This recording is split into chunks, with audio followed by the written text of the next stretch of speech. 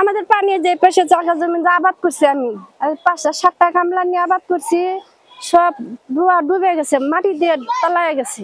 আমি আমি একটা বাচ্চা নিয়ে করে রাখি, আমার স্বামী নাই, কোন অবস্থায় থাকে আল্লাহ জানি। আর লালমনিরহাটে তিস্তা নদীর পানি বৃদ্ধি পাওয়ার ফলে তিস্তার তীরবর্তী এলাকায় বন্যা দেখা দিয়েছে। রাস্তা ও অস্থায়ী বাঁধ ভেঙে পানি হু হু করে লোকালয়ে প্রবেশ করেছে। এতে জেলার ৫ উপজেলায় অন্তত ৬,০০০ পরিবার পানিবন্দী হয়ে পড়েছে। সবচেয়ে বেশি পানিবন্দী হয়েছে জেলার হাতীবান্ধা ও আদিতমারি উপজেলার লোকজন। গতকালকে হঠাৎ করে পানি বাড়ছে, রাতের 8:30 থেকে মনে করেন যে পানি এমনভাবে বাড়া শুরু করছে যে পানির কারণে আমরা সবাই ভয়ে আতঙ্ক হয়ে গেছিলাম। এখানে রাস্তা ভাঙা শুরু করছে, পানি করতেছে, তখন আমরা মাটি কাটা এলাকার জনগণ দিয়ে ব্যবস্থা বান্ধে চেষ্টা করছি যে মাটিটা আটকানোর জন্য, কিন্তু ব্যাপক পানি আসার কারণে হঠাৎ করে বাঁধটা ভেঙে চলে গেল। পরে আমরা এখানে আর আটকাতে পারিনি। এই এলাকার অনেক লোকজন মনে করেন যে পানিবন্দী হয়ে আছে। আবার রাতে থেকে মনে করেন যে অনেক পরিবারের বাড়িতে চুলার পানি ঢুকছে, বন্ধ হয়ে আছে, যার কারণে না খেয়ে আছে। স্কুলে বাচ্চা কাচ্চা যাবে, সেগুলো যাতায়াতের রাস্তা বন্ধ।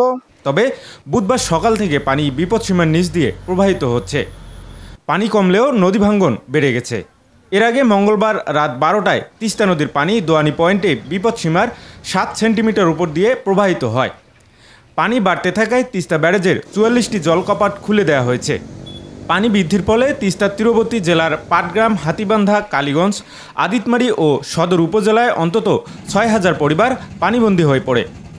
মঙ্গলবার মধ্যরাত থেকে পানির চাপে জেলার হাতীবান্ধা উপজেলার শিঙ্গিমারি ইউনিয়নের ধুবনি গ্রামে ও ডাউয়াবাড়ি ইউনিয়নের পূর্ব ডাউয়াবাড়ি এবং উত্তর ডাউয়াবাড়ি এলাকায় 3টি অস্থায়ী বাঁধ ভেঙে পানি লোকালয়ে প্রবেশ করেছে। এতে হাজার হাজার পরিবার পানিবন্দির সাথে আমন ধানসহ অনেক ফসলি ক্ষেত পানিতে ডুবে গেছে। রাস্তাঘাটগুলো ভেঙে যাওয়ার কারণে যোগাযোগ ব্যবস্থা বিচ্ছিন্ন হয়ে পড়েছে।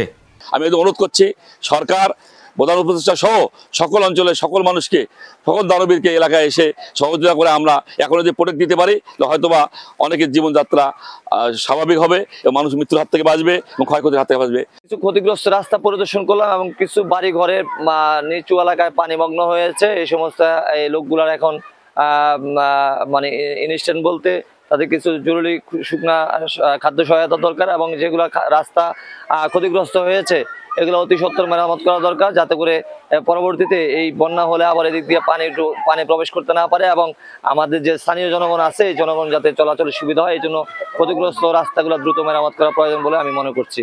এবং এই ব্যাপারে আমাদের উপজেলা প্রশাসন থেকে আমার এই অনুসার সর্বোচ্চ চেষ্টা করছেন, ঊর্ধ্বতন কর্তৃপক্ষের সাথে ব্যবস্থা